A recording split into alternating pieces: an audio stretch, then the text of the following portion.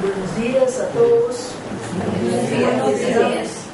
Aquí estamos nuevamente en Bogotá para hablarles hoy del tema más complicado de todos. Es tan complicado que se vuelve simple. Sí, es verdad. ¿Se vuelve qué? Es que vamos a hacer una presentación de un texto que proviene del shivaísmo de Kashmir, donde Maharaja en el siglo XI trató de poner toda la problemática de la vida en 20 aforismos, desde la cosmogénesis hasta la perfección. Una maravilla de síntese. Claro que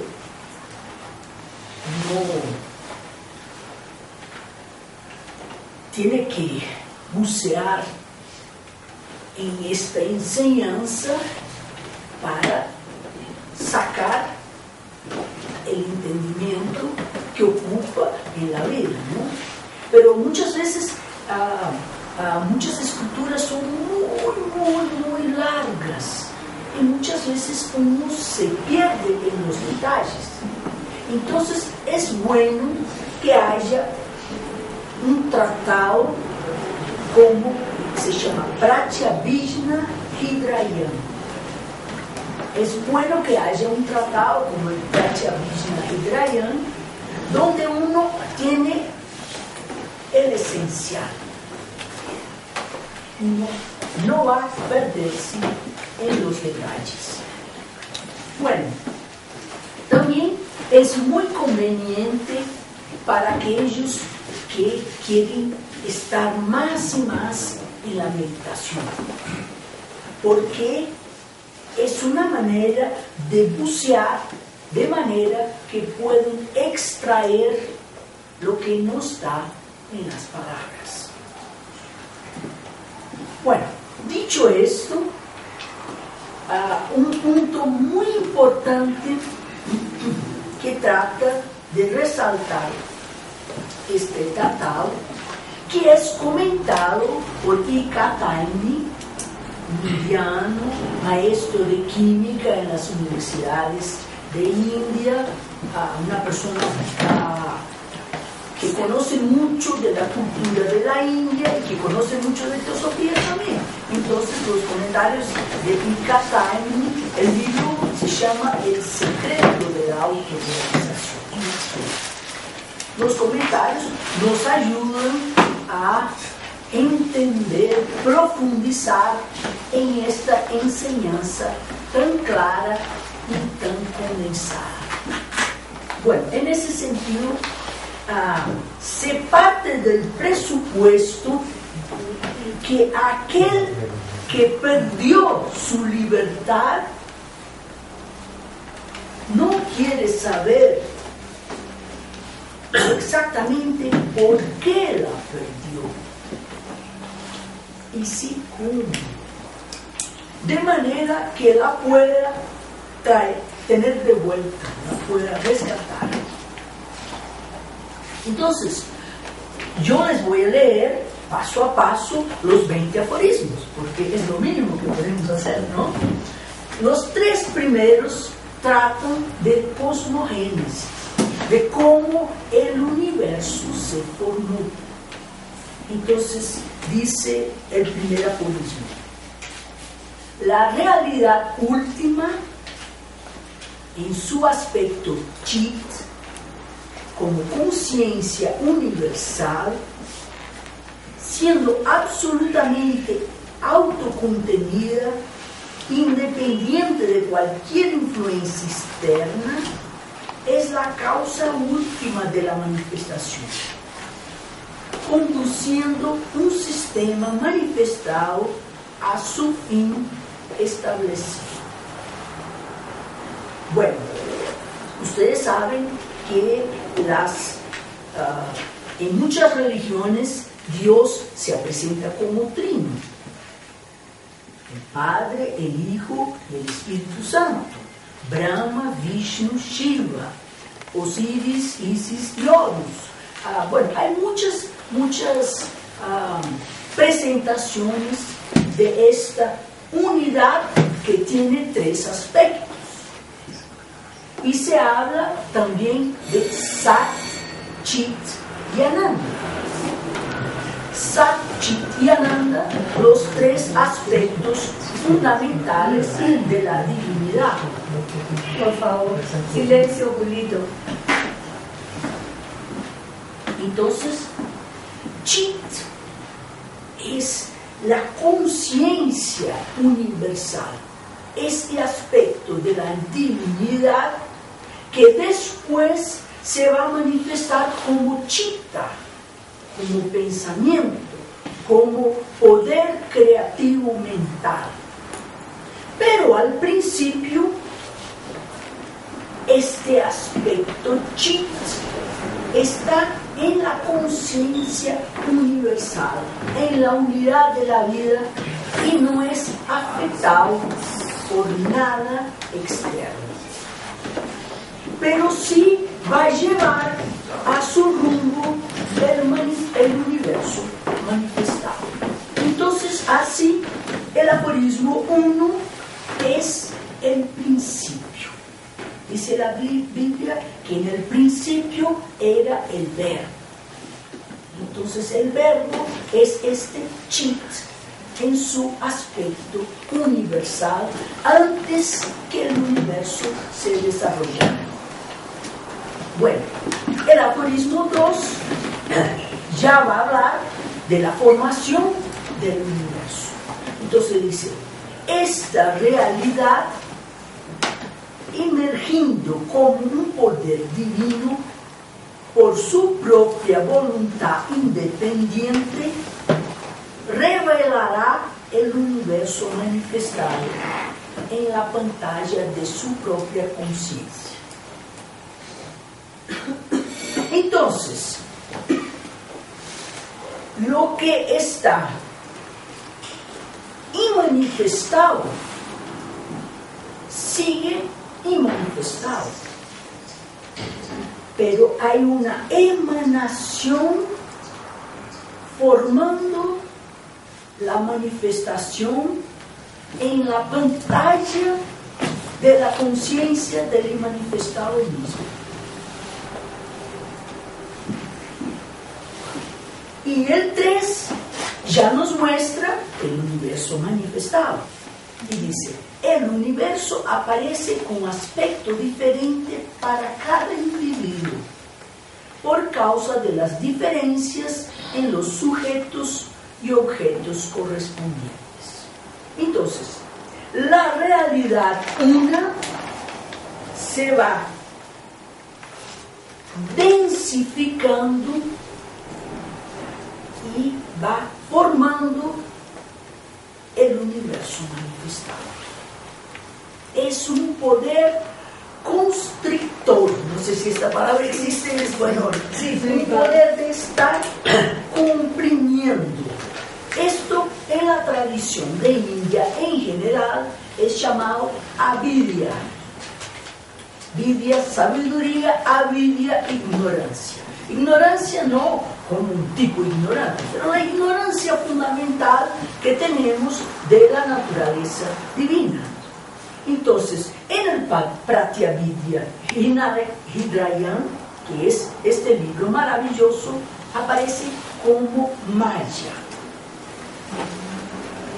La ilusión primaria que fundamenta el universo manifestado. ¿Ilusión de qué? Ilusión de que somos separados unos de los demás.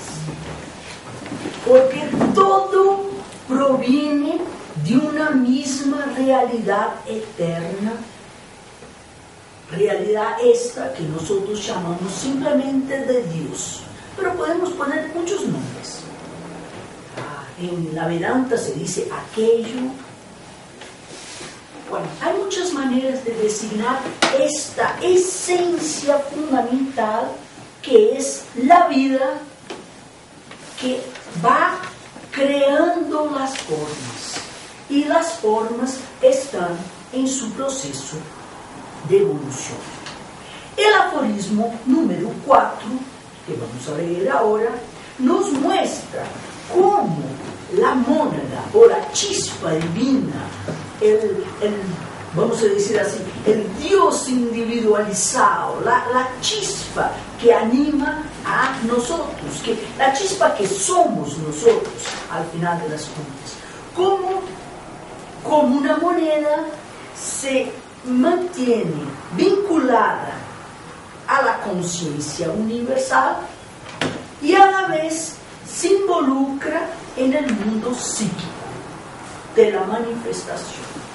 Entonces dice el aforismo número 4, el atma o la mónada individual es solamente una forma centralizada o contraída de la conciencia universal. Sin embargo, no es la buena traducción. Aunque ella sea apenas pura conciencia, este hecho es obscurecido por el mundo mental en que vive el individuo. Entonces, nosotros vivimos en el mundo psíquico, en el mundo mental. Nos olvidamos de la naturaleza divina que está adentro. Pero la naturaleza divina está ahí. Es como cuando uno se pone unos guantes. Vamos a hacer lo más grosero. Uno se pone los guantes de box. ¿Cómo va a tocar piano? Imposible. ¿Por qué? Porque no le sale. Entonces es como si no tuviera mano, ¿verdad? Entonces la naturaleza manifestada es como guantes que se quedan en el medio del camino y de alguna manera impiden nuestra percepción de la naturaleza divina que vive en nosotros y que vive en todo, que es la esencia de la vida. Bueno, el aforismo número 5 nos muestra la esencia de la mente, el atma individual aprisionado en los planes de manifestación. Entonces dice así: es apenas la realidad última que al descender del estadio de pura conciencia vuélvese la mente universal, uniéndose a las imágenes de los objetos presentes en el campo de la conciencia, con ellas se identifica. Entonces es muy importante esta relación básica entre el espíritu universal y la mente individual. Porque la mente individual es derivada del espíritu y no tiene existencia separada de él. De hecho, cuando el espíritu se va, nos morimos. ¿Por qué? Porque no hay vida.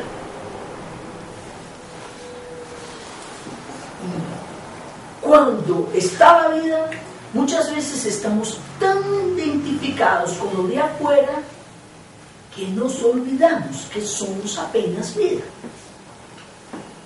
Vida en su proceso de evolución. ¿Qué es la evolución? Que en el universo manifestado la vida divina pueda tener conciencia de sí misma. Y esto requiere que hagamos los guantes más finitos. Porque con un guante bien finito uno puede incluso tocar piano. El guante no le impide la percepción de la naturaleza de la tierra. Entonces, el proceso que aquí se nos presenta es, por la práctica de la yoga, hacer la mente desaparecer y revertir al estado de espíritu al cual se originó. Ayer, como decimos con Teresa de Ávila, una frase que me gusta mucho, que la vida espiritual o el encuentro con la divinidad es cuando el agua del río encuentra el mar. No hay medio de separarnos. Hasta este punto uno puede tener estados alterados de conciencia, después se vuelve a involucrar en lo material, después tiene estados místicos, después se vuelve a involucrar en lo material, pero hay un momento que no hay medio de separar la conciencia individual de la conciencia universal. Entonces, cuando la vida divina se involucra en la materia, que es más grosera, el conocimiento y el poder se vuelven muy limitados. Y esto se configura la fuerza de Maya, la fuerza de la ilusión que nos impide de perseguir nuestra naturaleza real. Aunque nuestra naturaleza real está aquí todo el tiempo. Como un pajarito, si hay mucho ruido, uno no escucha el canto del pajarito. Pero si uno va haciendo silencio, la voz interna se va haciendo cada vez más presente como el canto de la voz del silencio. Bueno, el aforismo 6 nos habla de la conciencia limitada. Entonces llegamos del universal, hay el doble aspecto de lo psíquico y universal a la vez, pero en el aforismo 6 ya estamos como estamos nosotros, limitados. Dice, el yo inferior, teniendo solamente conocimiento ilusorio, no es nada más que este chitta, este chit, aspecto universal de la divinidad, se vuelve chitta, que es traducido como pensamiento. Entonces voy a leer de nuevo. El yo inferior, teniendo solamente conocimiento ilusorio, nada más es sino este chitta. En otras palabras, es esa mente en su naturaleza esencial. Y el proceso, la limitación es tan grande que el alma pierde la conciencia del divino y pasa a buscar en los mundos transitorios todas las cosas irreales en su hambre de felicidad. Busca una felicidad afuera que de hecho solo la puede encontrar adentro, porque la felicidad de afuera es pasajera, es fugaz, transitoria. Pero nosotros nos involucramos de tal manera y nos identificamos con los objetos que buscamos ilusiones. El aforismo número 7 tiene la misma naturaleza del 4, que muestra el aspecto doble de manifestación en el universo, manifestación psíquica y al mismo tiempo manteniéndose en la unidad. Entonces aquí muestra que el Atma subjetivo es uno, pero en la manifestación aparece como duplo, triplo, cuádruple. Entonces dice el aforismo 7. La mónada es un centro único de conciencia universal, pero como realidad subjetiva aparece como aspectos duplo, triplo o cuádruplo de Atma y con 7 pétalas de la manifestación objetiva de su naturaleza inherente. De hecho, es el mismo Atma, o esta conciencia universal, que da los ingredientes para la formación del objeto del universo manifestado. Entonces, es Purusha en su aspecto más sutil, el espíritu, y Prakriti, la materia, en su aspecto más concreto. El aforismo número 8 es muy útil cuando nos muestra que el propósito de los diferentes sistemas de yoga es mostrar precisamente este proceso. Entonces dice, los varios sistemas de filosofía apenas exponen e interpretan los diferentes aspectos de esta realidad, son diferentes puntos de vista. Lo que quiere decir que el propósito de todo pensamiento filosófico no son especulaciones mentales, muchas veces inútiles, para el regocijo de pocos, el sexo de los ángeles, como se dice en Brasil. Especulaciones que ultrapasan el propósito de la filosofía espiritual, de la yoga más que todo. Esto nos lleva a una transdisciplinariedad. Lo que existe tiene una relación dinámica entre la religión, la filosofía, la ciencia, un abordaje integral para la solución de los problemas de la vida.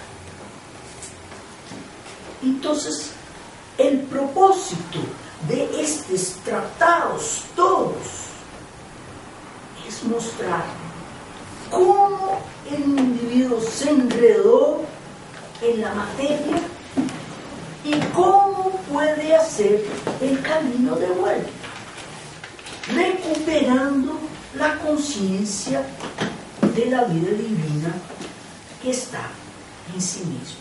Porque el poder divino se vuelve viciado de alguna manera y amarrado a los mundos inferiores. Pero el poder divino, aunque iludido, sigue siendo divino. Entonces, aunque inconscientes de nuestra naturaleza esencial, seguimos actuando como ciegos con iniciativa. Y con esto creamos karma. Con esto actuamos como si todo lo que interesara fuera preservar el yo individual. Entonces somos nosotros, el yo en contra de otros, y las disputas y todas las cosas que vemos en el universo manifestado. Entonces dice el aforismo número 9: es la realidad última que se vuelve el alma individual, envuelta en las ilusiones mundanas por la limitación del poder divino y simultáneo obscurecimiento de la divina conciencia, que viene a esta última cuando funciona a través de un centro individualizado de la realidad. Pero de hecho, aquello que es la realidad en su propio mundo permanece infinito e incorruptible. Solamente en el mundo pasajero de la manifestación que se pueden crear ilusiones. Y estas ilusiones están muy vinculadas a la falta de capacidad de percibir los mundos manifestados como expresiones de la realidad una. Entonces hay tres factores: la ilusión, el guante que uno se va poniendo y que le va quitando la percepción de la naturaleza esencial, la centralización de la conciencia en un yo personal y el karma. ¿Por qué? Porque la naturaleza divina sigue con su poder creativo, pero sin la percepción cría desarmonía, cría efectos no deseables en el mundo manifestado. Entonces dice el aforismo número 12: la naturaleza esencial de la esclavitud en el mundo ilusorio de la manifestación es la presunción irresponsable del propio poder individual limitado, debido a la falta de percepción de aquella realidad que es la única fuente existente de todo poder. Entonces de esto surge orgullo, abuso de poder, apego, egoísmo. El poder divino pasa a actuar como si fuera un poder personal que uno lo hace como le da la gana. Bueno, olvidada, iludida, pero aún así divina. Entonces los aforismos 10 y 11 nos muestran cómo, aunque involucrados en las cosas, las ilusiones del mundo material, aún así mantenemos esta naturaleza divina en nosotros. Entonces dice el aforismo número 10: mismo con estas limitaciones, el alma microcósmica en esclavitud ejecuta las 5 funciones divinas, tal como la superalma macrocósmica. Y el 11 dice: estas 5 funciones divinas que son llenadas por el alma microcósmica en una manera limitada y velada son manifestación, fixación, involucrarse, idealización, proliferación y disolución. Entonces, aunque nos iludimos, aunque nos olvidamos de lo esencial, este esencial sigue aquí con nosotros, actuando. Y ahí viene la pregunta obvia: ¿será este proceso irreversible? Hasta ahora nos muestra cómo el universo creó la esclavitud. Ahora vamos a ver si se puede revertir este proceso creando los medios de liberación del alma. natural que la moneda o el atma individual que pierde el conocimiento de su naturaleza real cuando bucea en los mundos inferiores, es natural que busque consciente o inconscientemente lo que perdió. Entonces ahora se nos presenta el camino inverso. Entonces hubo una contracción con el poder de Maya, creando la limitación del universo manifestado. Ahora, con un prisma, vamos a hacer el camino opuesto, puesto que la luz blanca pasa por el prisma y se vuelven las siete, no sé si es lazo, los colores diferentes, la manifestación en su aspecto diferenciado. Pero si lo manifestado se une, pasa por el prisma, va a tener de nuevo la conciencia de la unidad, el blanco, de lo que está todo, de la unidad de la vida, no de los aspectos diferenciados. Entonces, nos dice el aforismo 13.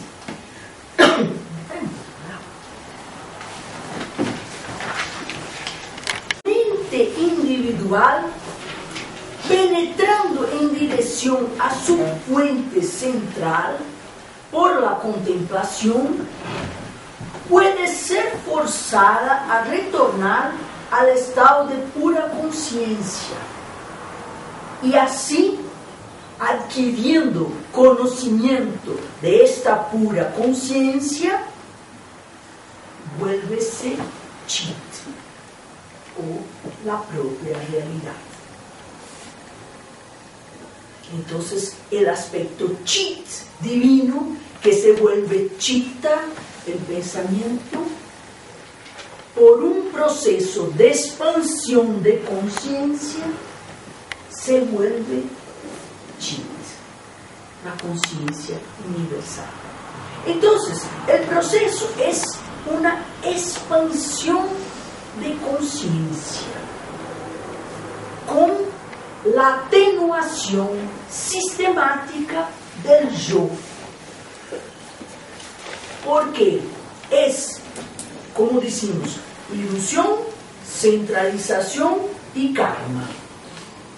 Es la centralización de la vida divina en un yo que se considera el centro del universo, como si todo fuera para satisfacer a este centro del universo. El egoísmo original, lo que le quita la percepción de lo universal. En primera mano, como fraternidad universal. Y más como una sola cosa. Entonces, esta atenuación de la centralización, del egoísmo hacia el altruismo, nos va a llevar al universal. Pero de hecho, esto no lo hacemos mañana de mañana. No es un proceso tan rápido. Entonces empieza a atenuar la centralización del yo hasta su disolución total. No es que vamos a dejar de existir, pero vamos a estar existiendo en la unidad de la vida y no como seres separados que sufren, que se pelean, que compiten y todos esos males de nuestra sociedad moderna. ¿Por qué? Aunque estamos limitados, hay un fuego divino que está ahí haciendo su trabajo, y si abrimos espacio, este fuego divino nos puede ayudar a quitar las ilusiones. Dice el aforismo 14, el fuego chit, mismo en sus estadios inferiores de manifestación, cuando es cubierto por varios agentes oscurecedores, está siempre quemando el combustible de los objetos del mismo objetivo, en la medida de su intensidad y por el ejercicio de viveka o discriminación. Gracias.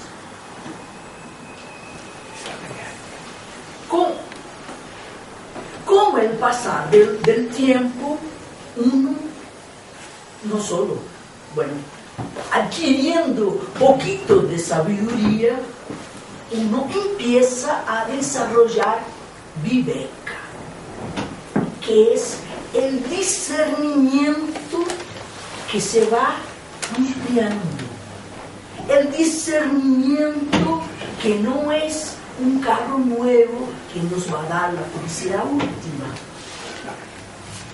que no es olvidándonos de todo a través de las drogas o a través de cualquier, o mismo a través de la tele que uno pone y se olvida de todo.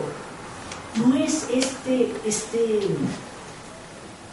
emborracharse que nos va a llevar a la felicidad que buscamos. Entonces uno poco a poco va ganando este discernimiento, que hay que dar menos importancia a las cosas transitorias y más importancia a los valores reales de la vida.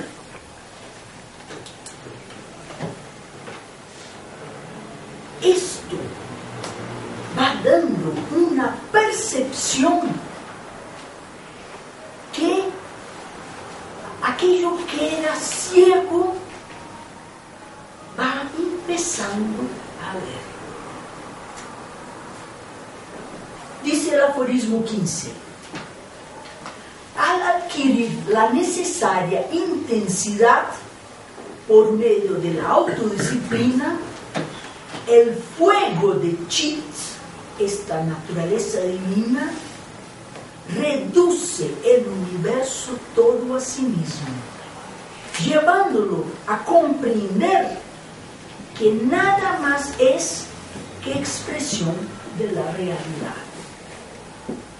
Esto, en el cristianismo, está muy ligado a una frase cortita: orai y vigilai. Orar y vigilar. Orar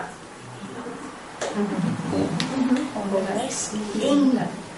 En devoción, en búsqueda del divino,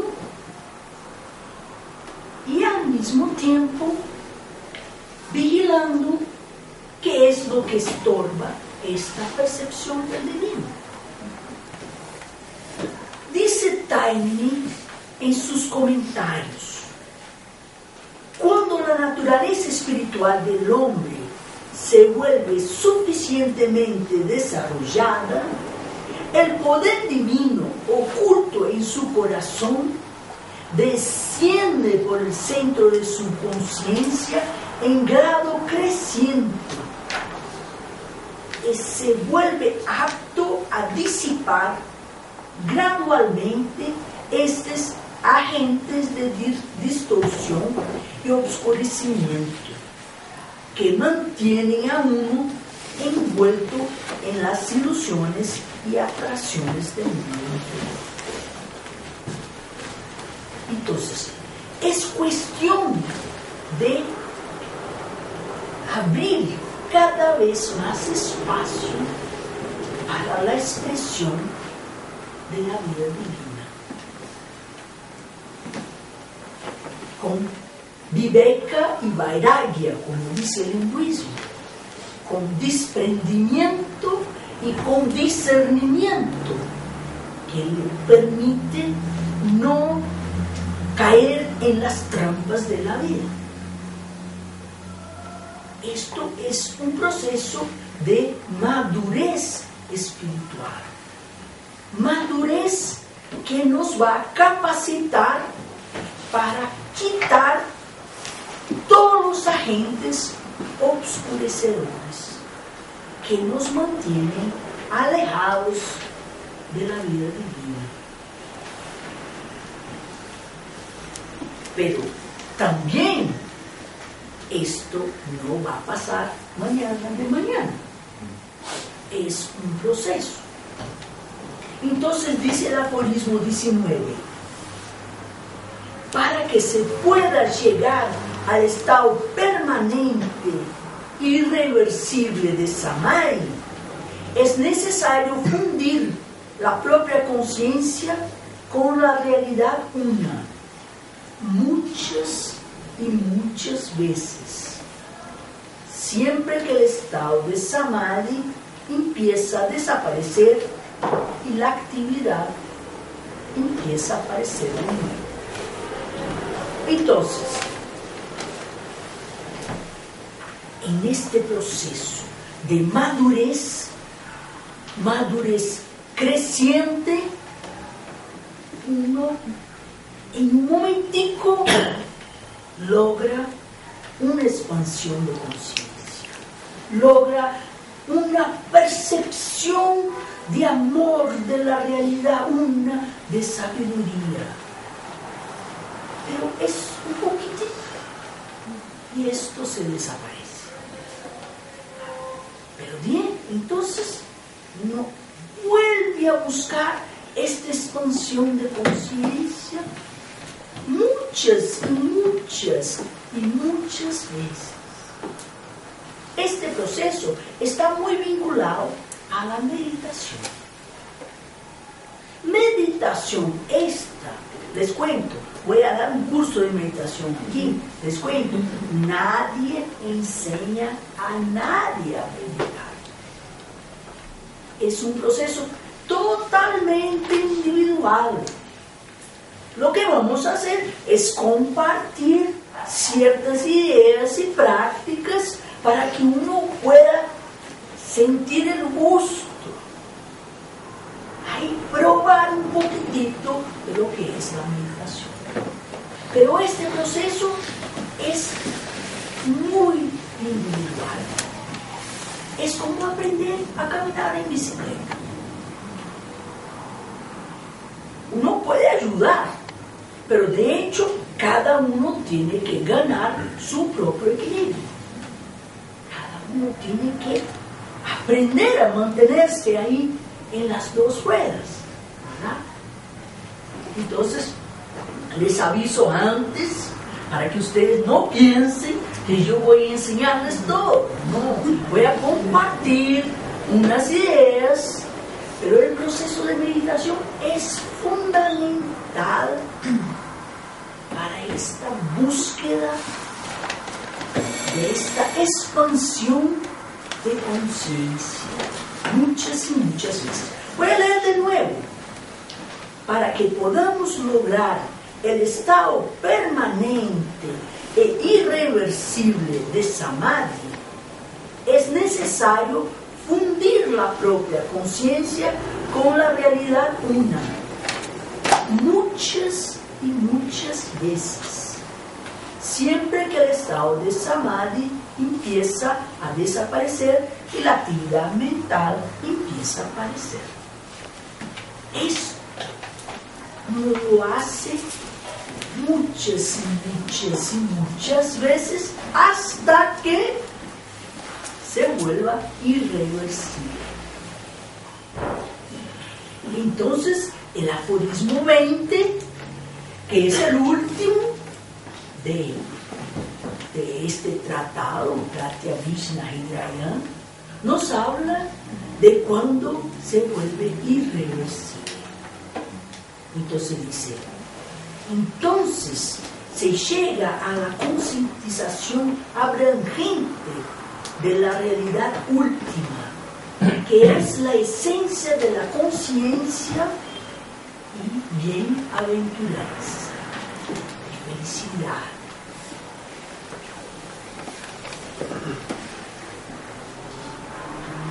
Bueno, hay un proceso en el cual se puede llegar a este estado último, a cuando el agua del río encuentra el mar. Pero hasta que encuentre el mar, el río tiene que seguir su caminito, su proceso, preferiblemente en la correcta dirección, la dirección del mar, de la conciencia universal. Y esto uno lo logra aún encarnado. No es necesario estar sin cuerpo para llevar a ese estado. Entonces dice el aforismo 16, para atingirnos nuestra naturaleza Chitananda en la autorrealización, Chitananda, conciencia y felicidad, aspectos de la divinidad, para llegarnos a la naturaleza de conciencia y felicidad en la autorrealización, hay una continua percepción de nuestra naturaleza real subyacente, mismo que el mundo mental, conteniendo nuestro cuerpo, aún esté presente en el campo de conciencia.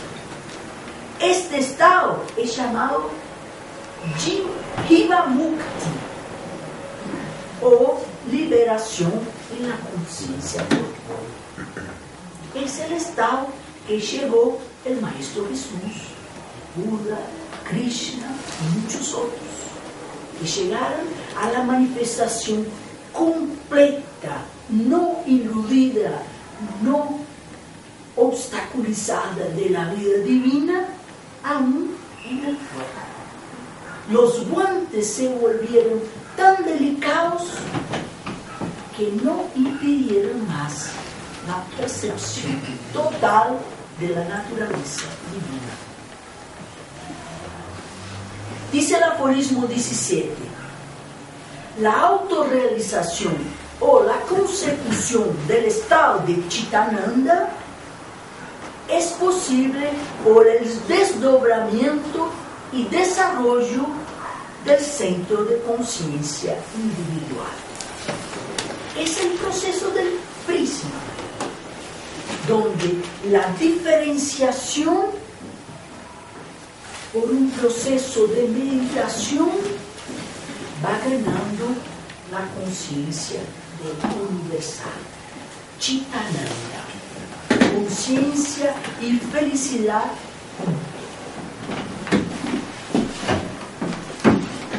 ¿Cómo se hace esto? Practicando, meditando, como decía el señor Antonio Martínez, con el estudio, la meditación y el servicio, donde uno va saliendo, va comprendiendo cómo las cosas funcionan, va abriendo los canales de comunicación con su vida divina y va ayudando a otros que lo hagan. Porque la vida divina no es solo de uno, es de todos. Entonces, al ayudar a otros, nosotros somos ayudados también. Porque todo es una sola cosa. Acá el aforismo 18 nos habla de los métodos. Claro, es muy general. Si tomamos el Yoga Sutra de Patanjali, vamos a tener 2 libros prácticamente solo hablando de esto.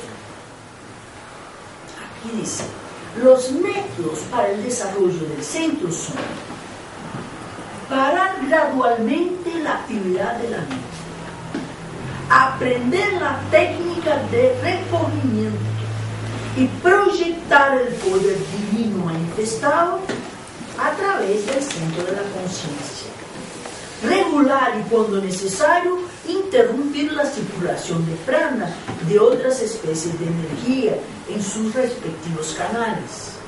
Hay que hacer un cambio, hay que sutilizar todo el organismo físico, psicológico que nos bloquea la percepción divina. Bueno, hay que interrumpir la circulación de prana de otras especies de energía en sus respectivos canales, intentar percibir la realidad del punto y más allá del punto, por la penetración en este punto y los estados extremos en los dos lados, y otras técnicas semejantes de yoga. Sí se puede. Aquello que se volvió concentrado, iludido, como un ciego con iniciativa, haciendo daño a los demás y a sí mismo, con karma,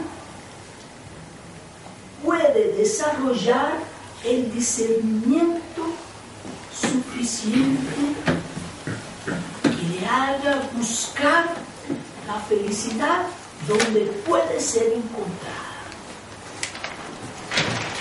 La vida divina, que es sabiduría, felicidad y conciencia al mismo tiempo.